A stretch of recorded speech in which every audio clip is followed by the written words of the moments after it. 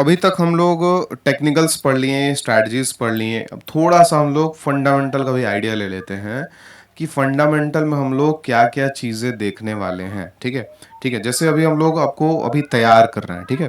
जैसे आपको अभी हम जंग पे जाने के लिए तैयार कर रहे हैं, सारी चीजें समझा रहे हैं कि आपको क्या क्या लगेगा। ठीक है, आपको ड्रेस लगेगा, आपको शील्ड लगेगा, आपको गन लगेगा। ठीक है, मतलब जितने चीजें आपको जो लगेंगे ना वो समझा रहे हैं। फिर आपको यूज कैसे करना है वो सारी चीजें वो आप लोग आगे पढ़ेंगे। ठीक है, तो फंडामेंटल में हम लोग क्या क्या चीजें यूज करते हैं, ठीक है, उसके बारे में हम लोग समझते हैं कि फंडामेंटल्स होता क्या है एंड उसमें समझते क्या है हम लोग। ठीक है, तो फंडामेंटल सबसे पहले फ्यूचर में जो फंडामेंटल क्लासेस है उसमें बहुत अच्छे से फंडामेंटल पढ़ेंगे, बट आपको हम आइडिया देते हैं कि फंडामेंटल में हम लोग क्या क्या चीज़ें यूज़ करते हैं एंड क्या क्या चीज़ें सबसे ज़्यादा सक्सेसफुल होता है। ठीक है, तो पहले आपको ओवरव्यू अगर आप दे दें तो मार्केट कैप को पता है कि कंपनी कितना बड़ा है। स्टॉक का पी क्या होता है कि पी का मतलब कि कोई स्टॉक, इसका फॉर्मूला क्या है, प्राइस अपॉन अर्निंग्स। मतलब कि किसी भी स्टॉक का प्राइस जो है वो उसके अर्निंग के कंपैरिजन में क्या उसको वैल्यू मिला है। ठीक है, अगर हम उसको मोटा मोटी बात करें तो किसी भी कंपनी को क्या वैल्यू दे रहा है मार्केट, उसी को हम लोग पी रेशियो बोलते हैं या स्टॉक पी बोलते हैं। ठीक है, एंड प्राइस अगर बहुत तेजी से बढ़ने लगता है एंड अर्निंग्स नहीं बढ़ रहा है तो पी बढ़ने लगता है।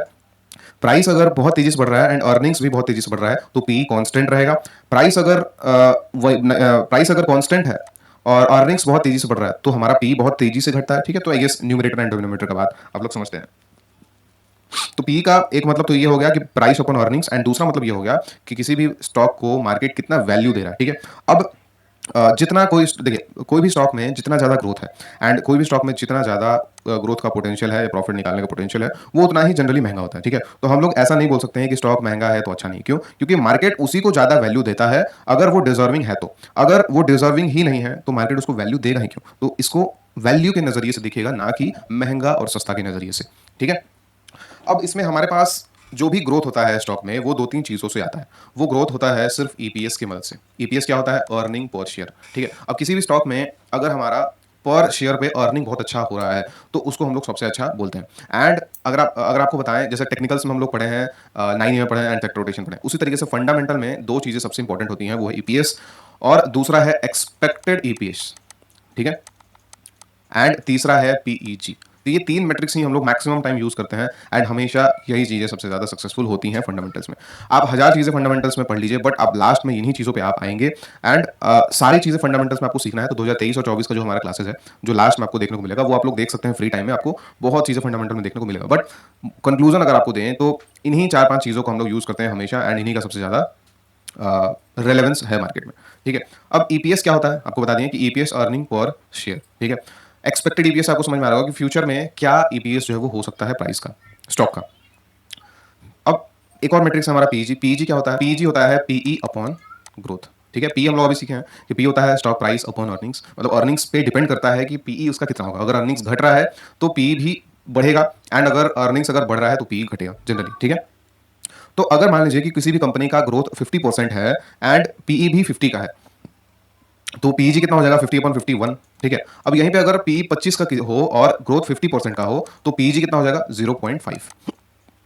ठीक है, अब अगर पी 100 का है एंड ग्रोथ 50 का है तो पीजी कितना हो जाएगा? 2। ठीक है, तो सिर्फ पी देखने का ना उतना ज्यादा फायदा नहीं होता। पीजी एक बहुत अच्छा मैट्रिक्स है क्योंकि पीजी सोच के देखिए कि अगर कोई कंपनी मान लीजिए कि 50 का पी है उसका और 50 का ग्रोथ भी है उसमें, तो क्या आप उसको महंगा स्टॉक बोलेंगे? नहीं बोलेंगे। तो पीजी जो है ना वो सिर्फ हम लोगों को ये बता के देता है कि कोई भी कंपनी महंगा है या सस्ता है। सिर्फ पी से हम लोग पता नहीं कर सकते महंगा है सस्ता है, क्योंकि महंगा और सस्ता जो है ना वो डिमांड और सप्लाई पे हम लोग देखते हैं। ठीक है, तो वहां पे यहाँ पे भी डिमांड और सप्लाई जो है ना वो यही है कि जो वो जितना महंगा है वो क्या वो उसके लायक कमाई कर रहा है। ठीक है, अगर उसके लायक वो कमाई कर रहा है तो वो महंगा कैसे हुआ? ठीक है, अगर वो उसके लायक कमाई नहीं करता तब उसको हम लोग महंगा बोलते हैं। सिंपल। तो अगर ये स्टॉक का पी 70 का है एंड इसका ग्रोथ भी 70 का है तो उसका पीजी तो 1 हो गया, तो ये कंपनी जो है वो सस्ता हो गया। ठीक है, तो हम लोग को जनरली ऐसे स्टॉक्स ही कंसिडर करने हैं जिनका पीजी 2 से कम हो। ठीक है, इसका मतलब कि अगर 70 का पी है तो कम से कम 35% का ग्रोथ जो है वो तो होना चाहिए। ठीक है, एंड ईयरली बेसिस पे या क्वार्टरली बेसिस पे हमारा जैसे टीटीएम बेसिस पे हम लोग बोलते हैं, टीटीएम बेसिस पे अगर हमारा 11% का इसमें ग्रोथ दिखा रहा है। ठीक है,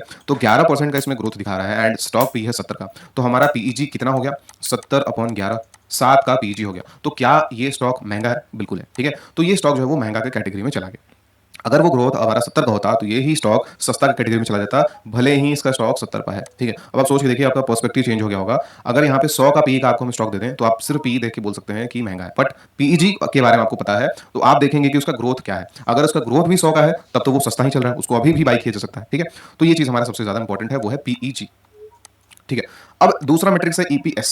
अब ईपीएस में क्या देखना होता है कि यहाँ से कोई भी स्टॉक में क्वार्टरली प्रॉफिट हो रहा है, ठीक है, एंड यहाँ पे ईपीएस भी हमको नीचे में देखने को मिलता है, ठीक है। अब अगर ईपीएस में कंसिस्टेंट ग्रोथ हो रहा है तो हम लोग बोलते हैं कि वो कंपनी अच्छा है। कंसिस्टेंट मतलब कि जो भी ग्रोथ हमको यहाँ पे शो हो रहा है पास्ट में 10% या जो भी हो, उससे ज्यादा का ग्रोथ हमको ईपीएस का होना चाहिए, तो हम लोग उसको बोलते हैं कि फंडामेंटली ये अच्छा है एंड फ्यूचर में इसका अच्छा ग्रोथ है एंड फ्यूचर में अच्छा कर सकता है।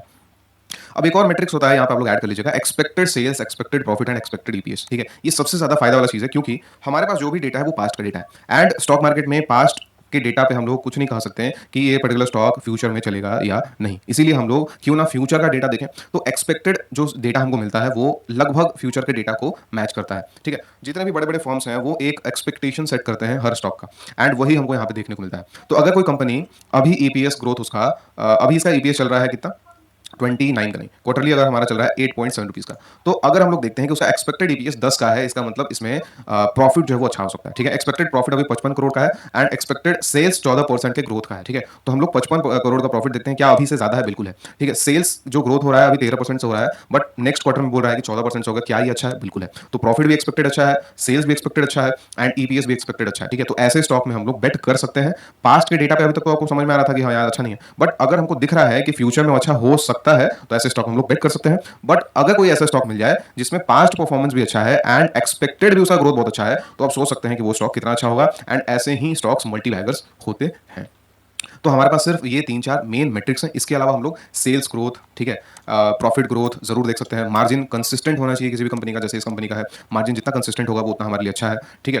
कैश फ्लो जितना अच्छा होगा उतना हमारे लिए अच्छा है, जैसे cash flow from operating activity, अगर कैश फ्लो अच्छा है तो वो हमारे लिए अच्छा होगा। कैश फ्लो जनरली ये होता है कि अगर मान लीजिए कि आप कुछ सामान बेच रहे हैं, मान लीजिए कि आपके पास दुकान है एंड आप 1 करोड़ का सामान बेच दिए, बट सब लोग उधारी पे लेके चले गए, या ऐसा लेके चले गए कि उनका जब बिक जाएगा, जैसे आप होलसेल में बेचते हैं 1 करोड़ का सामान बेच दिए दुकान पे, वो दुकान वाले आपको पैसा तभी देंगे जब उनका बिक जाएगा। किसी भी कंपनी में कैश फ्लो है, इसका मतलब कि उसके जो भी सेल्स हो रहे हैं उसका पैसा उसको इन हैंड मिल रहा है, ठीक है।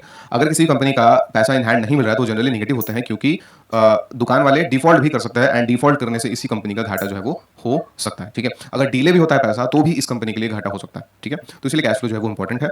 मेजर ये 3-4 चीज़ें ही हैं, इसको डिटेल में बहुत अच्छे से आप लोग समझने वाले हैं आगे के मॉड्यूल्स में, एंड 2023-24 के मॉड्यूल में अगर देखना चाहते हैं तो वो भी देख सकते हैं, उसमें और फंडामेंटल की चीज़ें हम लोग डिस्कस किए हैं। इसमें हम लोग सिर्फ वो चीज़ें आपको बताए हैं जिस चीज़ों को हम लोग यूज़ करने वाले हैं, वो है EPS, EPS growth, expected EPS growth and PEG, ठीक है। एंड हम लोग साथ में ऑपरेटिंग मार्जिन कंसिस्टेंट होना चाहिए एंड कैश फ्लो भी देख सकते हैं। तो ये 4-5 चीज़ें ही सिर्फ हम लोग फंडामेंटल्स में यूज़ करते हैं, एंड आप लोग आगे के वीडियोज़ में बहुत अच्छे से इसको समझने वाले हैं।